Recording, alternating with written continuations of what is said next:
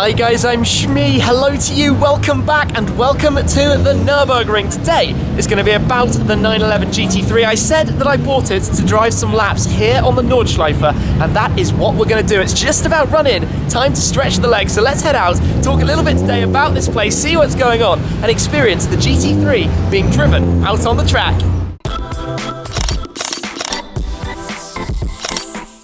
I'm sure you're all very familiar with this car now, the Grueling 991.2 911 GT3, 500 odd horsepower from the rear, flat six, revs up to 9,000 RPM, but my first left-hand drive car, the car that I bought here in Germany to drive out on the track. So if I just grab the key, which is very conveniently matched to the car, we have the carbon fiber bucket seats, the racing harnesses, the roll cage, it's properly set up. This is the place to drive it, and I'm looking forward to doing so. So let's jump in, take it out first for a quick run around to see what the track is like today. Before I actually get in the car, there is something sad that I need to tell you. At the back here, you will notice there is no rear number plate. Unfortunately, whoever put these pads on, one of the guys from the team, didn't peel off the protection on the back of the sticky pad, so the number plate was only loosely stuck on either side and it's dropped off on the Autobahn drive here. It's amazing that it actually survived this long, but what that means here in Germany is that unfortunately we're going to have to say farewell to FTB 87. If you lose a number plate, unfortunately they block it off for 10 years, so I'm going to have to get something completely different, completely new to get it approved and registered. So I will be looking for F something else in due course. Unfortunately, that kind of thing happens every now and then. Sadly, it's happened to the new GT3. Not too much I can do about it other than go out, enjoy it for now, and deal with that in the future. Okay then, first lap for me for the day. I've got my card, it's been synced to my account, which means it's got credits and things on it. We're in noisy mode, regular, we'll go manual. We'll head on out, you blip the card, or you can blip the code on your phone actually as well, which is quite a nice thing to be able to do. We'll head round here towards the entrances, where if I lower this window down, I will be able to reach out. I didn't think about that. Thank you. Thank you. I didn't think about how with harnesses I wasn't going to be able to reach. We'll let them head out in front of us. Okay, I think this is my first ever lap fully solo on the Nordschleife, so I'm not expecting to be a hero, just to have a good time, learn the track a little bit. I've been playing it on Forza to try and understand more of the layout, where it goes, but I'm going to do a few laps, so this is really familiarization. Just there's a lot to learn. It's a long old track. You're going to keep your eyes very much on what's going on around you. It's busy today as well, but it is what it is. Let's have a good time. So here we come round towards the GP part of the circuit. This is so funny when you've been playing it in a game and then you're out there driving it in real life. I mean, I've done, this is my, I think, 11th lap I've ever done on this circuit. The sound is definitely intoxicating from this car. It's utterly brilliant. It's so strange. I've been driving in the 991 RS on Forza. A little bit late there. But you have to look out for corners like that that are deceptive. Here though, I know you can keep your foot flat. Listen to that sound. Go up the hill. I did do a small lift, I will confess, and then you come down towards Foxhole, Fuchsrohr in German. Now this is where in Forza I was holding my foot flat. In real life, I'm not so sure about holding my foot flat. Woohoo! Little lift, little dab of the brakes, but then you keep your foot in it as you go through the compression. Oh, you feel that? Firm on the brakes here, coming up the other side. Wow, this is a tight one.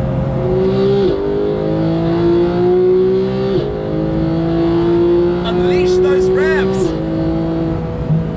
and we're out to the gantry. So I'm going to take it easy from here, let the car cool. Yes, you could time your BTG, well, you're not actually allowed to time your BTG, but just let the car cool a little bit longer is always good for the brakes. So yeah, I'd say that felt fairly good for my first go on the Nordschleife solo.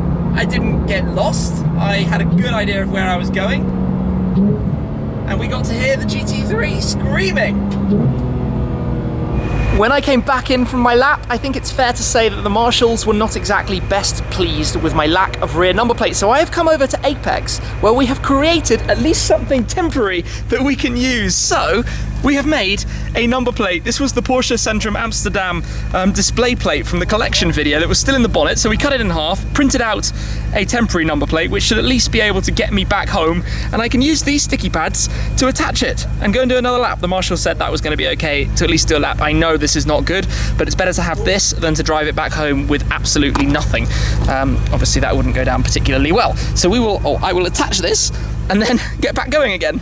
Lap 1 was awesome. I'm lurking in the shade at Apex right now, but I'm set to go out again to do lap number 2. Just quickly before we go though, the view from Apex here of Nurburgring Castle up on the top of the hill, that is very, very cool. Anyway, the GT3 beckons. Let's warm it up, jump back in and head on out. There has just been a really long hold up with an unfortunate incident. I hope the person is okay, but the track is now back open, which means it's time to roll out, and you might hear the chiming in the background, which is the seatbelt warning, because of course I'm wearing the harnesses, which mean that the regular seatbelt is not plugged in.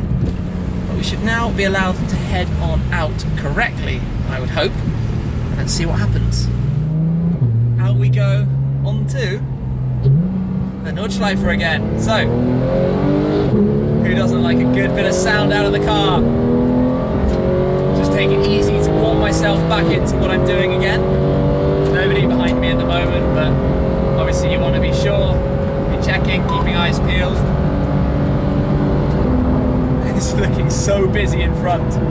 This might be more of a sightseeing lap, just to learn the track a little bit more. Tourist drives after all, toll road. And now I've got a car right behind me, so I will indicate to let him come through. There we go. TTRS, very, very fast machines those, especially in a place like this where the nimble, pointy nature of them. Wow, look at that traffic jam ahead of me. It's so busy. You would not want to be one of the slower cars around here. This is just to let you know a little bit about what driving at the Nurburgring is actually like. You know, it's this busy. It is driving on a road, you know? It's so many cars over on the right hand side of the tarmac. It's like driving on half a track. Goodness me. Okay, don't want to turn in on that guy, so we'll get round past him. And there are faster cars behind me as well, so I'm gonna let them through. Wow, he's on it. Absolutely on it. I already start to feel like I have a decent idea where I'm going, certainly more of an idea than before.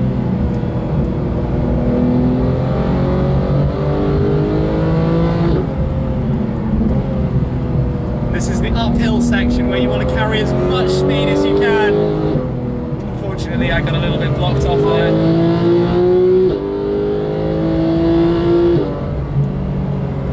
Don't want to go too fast into here, especially not with the RS coming through. He knows what's what, I'm sure.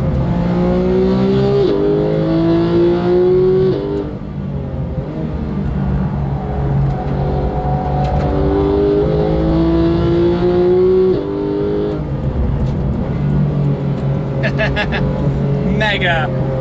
He is on it, that GTR. Same guy who passed me earlier, he got me again.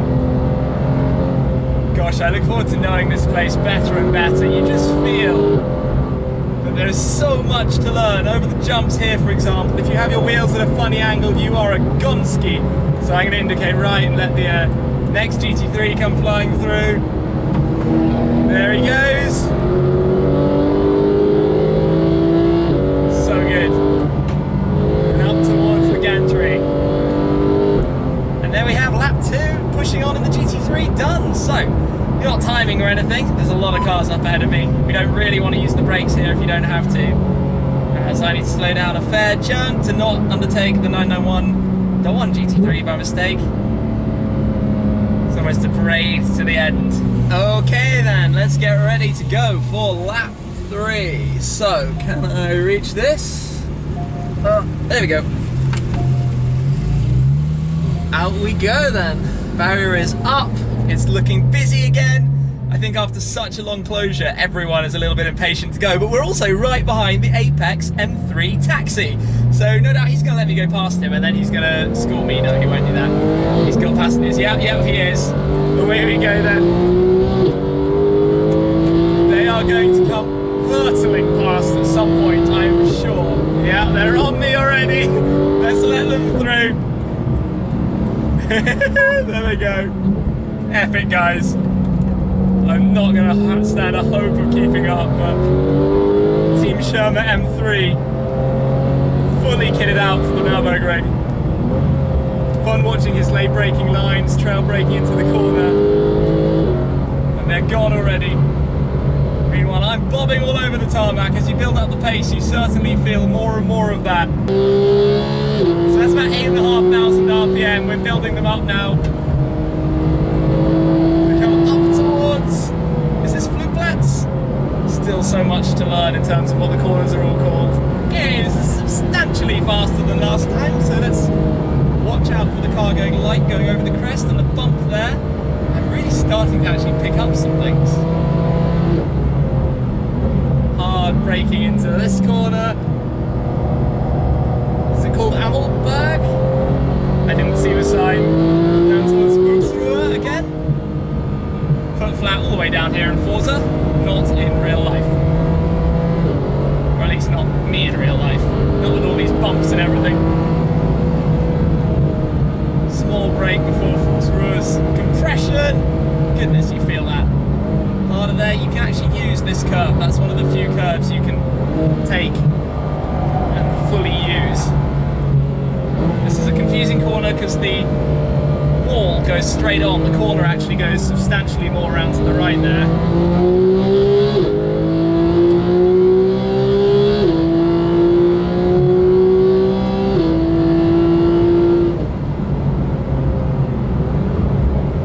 First of two left-handers here.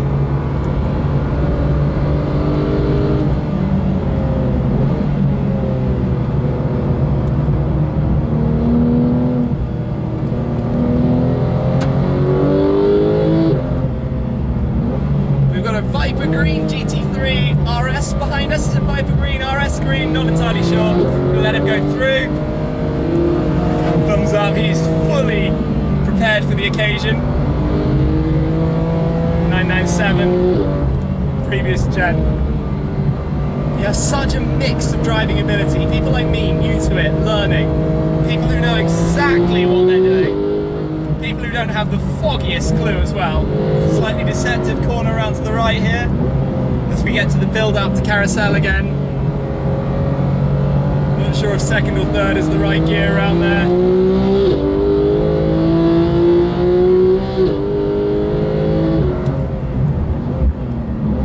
This car is such a precision tool. As we bounce around carousel again.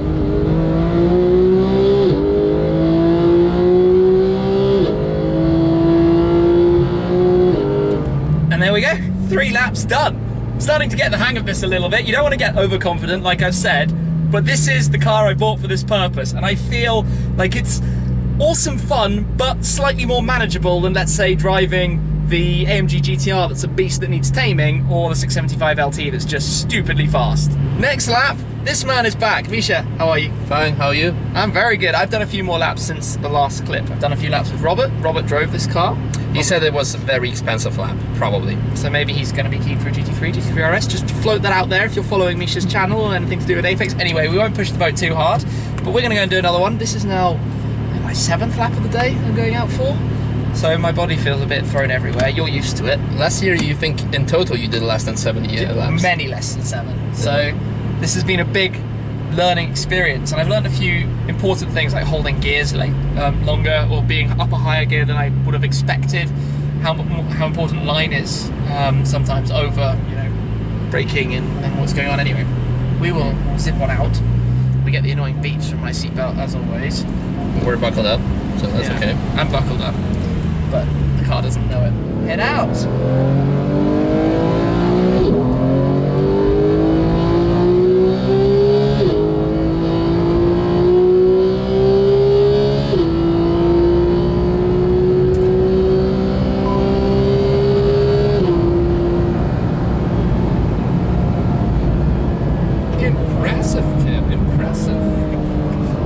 finished the lap yet. But still, 215 into T-Crown, into compression. I haven't seen you do that. Oh. So the lap I did prior to this with Robert felt smooth, but felt very quick. And I think that comes from knowing a bit more the line of what you're doing. Yeah, smoothness is the key.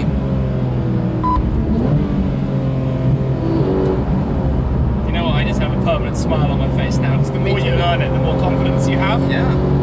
And you know which way the corners are going, and you know where the surprise bumps are. And I'm actually also smiling a lot because it feels so good and natural.